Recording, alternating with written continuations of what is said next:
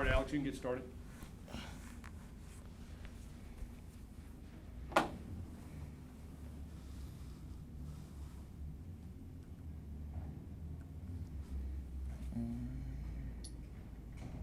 Nick, go ahead. Lakia, just what was the message from the coaches in the locker room after that one? How do they kind of break down everything that they saw? Really, we just got to finish, man. We was up, and we got to finish on defense, and then. Lakia, you're muted. Okay. Sorry, I got Or, you. I guess you're not muted, but. So what's the deal? You can't hear him? I was trying to say this probably failed. It's getting to the camera. Alex, what's the deal? You're not hearing him?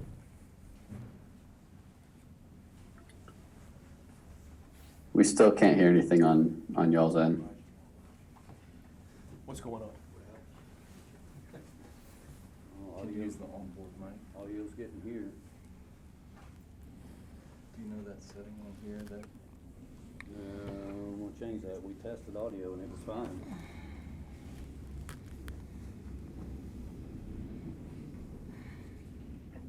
I need some kind of solution here, guys. Can we just use the onboard mic on the computer? Yep. Okay, so what's the deal? What are you looking at?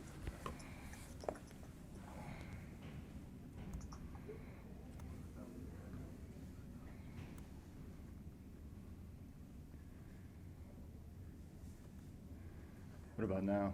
How about now? We got you. Okay, perfect. Thanks. All right, Alex. All right, Nick, go ahead with your question. Yeah, Lakia, I was just asking what the message was from the coaching staff in the locker room postgame. We just got to do a better job of finishing, on offense and defense. We played a real good game, but, good games don't win, so we just got to finish. How do you go about doing that? What needs to be fixed to make something finish? I'll say more work in the film room, trusting your plays, trusting your coaching staff and, the system, just playing hard. Parrish, go ahead.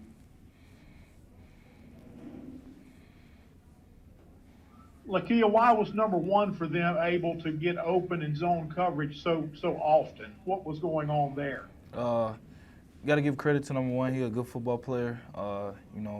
They seen some holes in our zone defense, and they took advantage of that. So I'm give credit to him, but we just got to do a better job of finishing.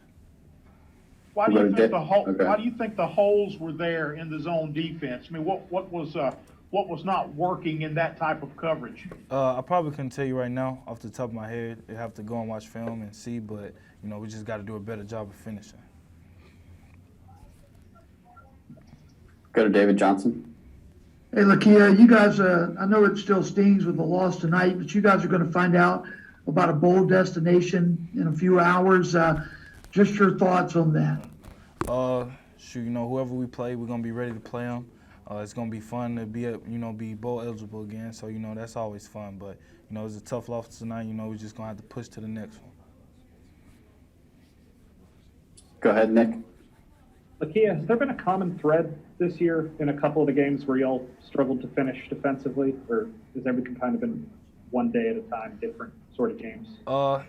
Each game is, is a little different. Every game is not the same, So depending on the team and what our scheme is, certain things happen. But we really do just have to do a better job of finishing. Anything else for Lakia? All right, thanks, Lakia. You're good to go. Good.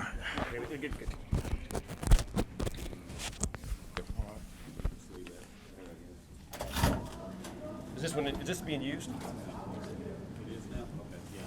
Coach Morgan.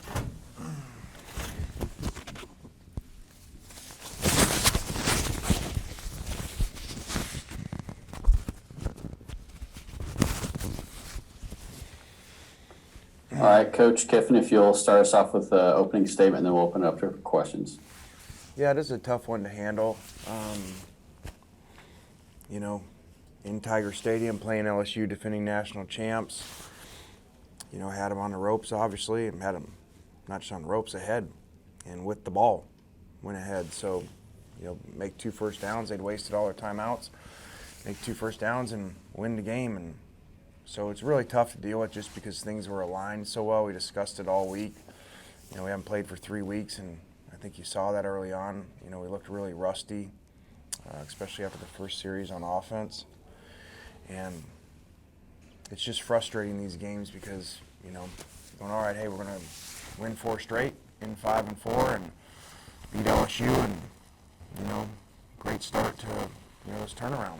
And we don't finish it. We turn the ball over 6 times, so usually if you turn the ball over 6 and you're -5, you're not even in a discussion about being it, let alone being ahead in the fourth quarter. So, and, without Kenny and Elijah, our 2 most productive players, I think that, you saw that. I think, in the passing game I would have expected, us to have better numbers. That was their weakness. They'd really struggled on defense in the back end, and so it's really a shame because we had them, and you're not going to get many opportunities like that. You're certainly not going to get opportunities where, opt-outs, COVID, and an almost empty stadium in LSU. That ain't going to happen again. So just really frustrated, and so we're not really big on guys played hard, and we played 94 snaps of defense and all that stuff. Don't matter. We've been here too long now for that. We need to win games, and we didn't do that. Start with Nick. Lane, you talked about finishing. You've talked about it a lot this season. Is that something that can be taught to players, or do you think that's just kind of something innate? I don't know. We talk about it, obviously, but you just got to make the plays. We get manage situations better, too. We wasted 2 timeouts in the first half on defense. We wasted 1 at the end there on offense, and, like to pride ourselves that we don't do that, and we did.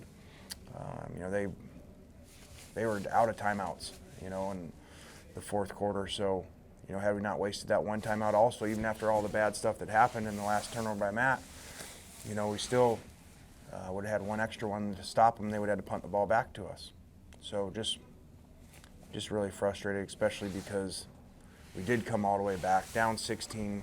We go on a 28-6 run, which was awesome. The energy, the sidelines, it was all great. It was all aligned to, be a great story and a great ending to the regular season. And, especially I thought it would have meant a lot to do that without Kenny, and especially without Elijah, just to show guys stepping up.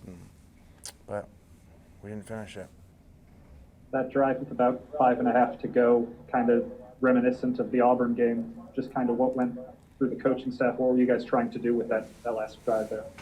Yeah, you're right, Nick. Same thing I said. Felt just like the Auburn game, which is frustrated to come back, to take the lead, get the ball back with the lead, and, you don't finish it. We waste a timeout, take a sack, false start. So just not really good-looking football, which, is very frustrating from the head coach. Parrish Alford. Lane, you mentioned rust. Is that what you thought was going on with Matt and the interceptions in the first half? Yeah, I'm not making excuses, but I did feel like that, which I was nervous about, that we hadn't played for so long. Kind of like, I think when we played Vanderbilt, they were in the same situation. I felt like that with them, missed tackles, timing, and also, not making excuses, Elijah not being there, and guys playing new spots. Mingo had to play inside, which, he really hadn't done. So I think Matt will be the first one to tell you he didn't play very well. Competed really hard. He probably was, an example of what our team was. We didn't execute really well, didn't do the right things at times, but, played really hard, competed really hard, tried to win, but, didn't do the other things right. The running game looked like you had more success with it in the second half. What did you see there? Well, we'd said, we got to wear these guys down and get the play count up. They were thin, I think Ed said 48 or something scholarship players is all they had, and so sometimes it happens, with tempo. It takes a while to get going, and we did do that and did start to run the ball really well in the second half. I mean, Matt, 158 yards rushing himself. So, and they were, trying to stop the pass game, obviously, with lighter boxes, and you got to run when they do that. you know, What has Henry Parrish done to kind of elevate himself and get more opportunities down the stretch? just makes plays when he goes in there, and has always done that in practice. And now we put him in games, makes the first guy miss almost all the time, and made a really good catch on the screen play. So he's got a very bright future here. All right, we'll go to Courtney.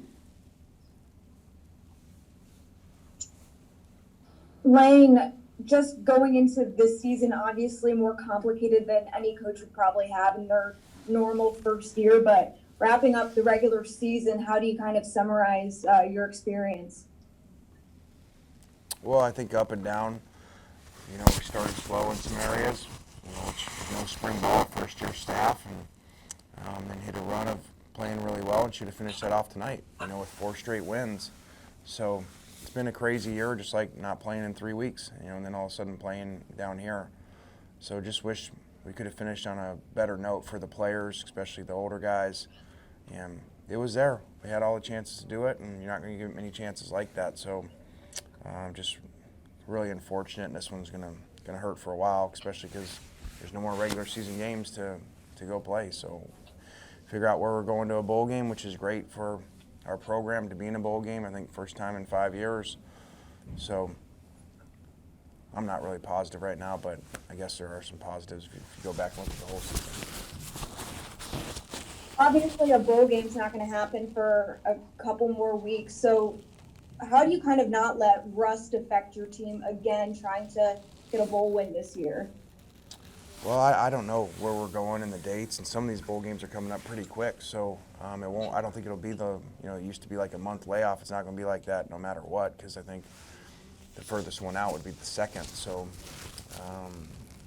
we'll just figure out the best plan. All right, one more question. We'll go to Tyler. Lane, obviously, Matt Corral had 4 first-half turnovers. What did you tell him in the locker room, if anything? Well, we talked more throughout, the first half, just about decision-making, and I didn't think we put him in the best situation a few times, like the pick on 3rd down. We didn't have a real good play call versus press across the board, and, it was getting ready to change. Clock was running down, so I don't think we did a great job as a staff today. All right, thank you, Coach. Yep.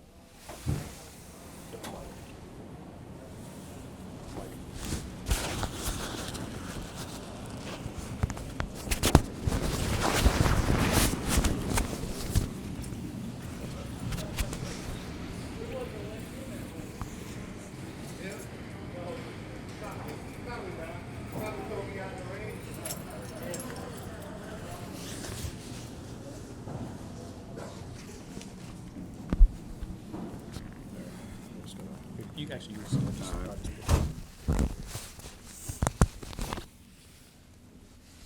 All right, we've got Matt Corral. Please raise your hand if you have a question. We'll start with Parrish. Matt, Lane talked about rust. How did you feel when you were out there? I mean, what do you see? What were you seeing with the 5 interceptions there in the first half? I don't think, rust isn't an excuse. We were practicing for 2 weeks straight. That's not an excuse. I was being a little too aggressive, not taking what they give me, throwing the ball blindly to the check down, not being calm in the pocket, just doing things out of the norm that I don't usually do, besides one other game. And I really have the same damn feeling right now. But there's no excuse for that, and I really, like, as a competitor, I take that loss across the chin, because I have the ball in my hands 98% of the time. That is on me.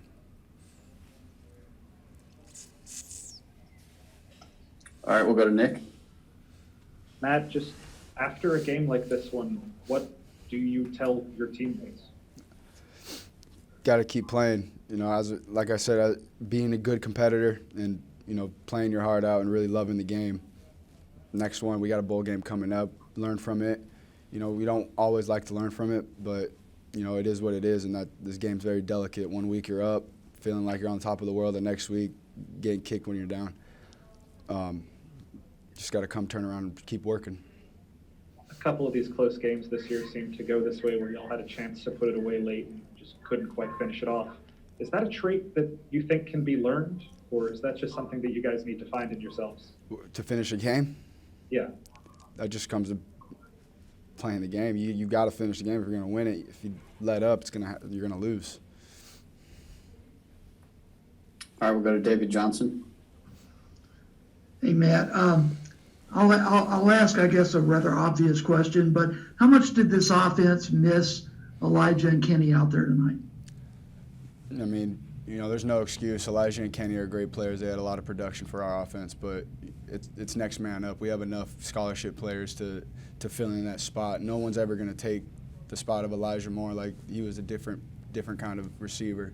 But we still got dudes who could produce. We still got dudes who can win the route. We still got dudes who could flat out play.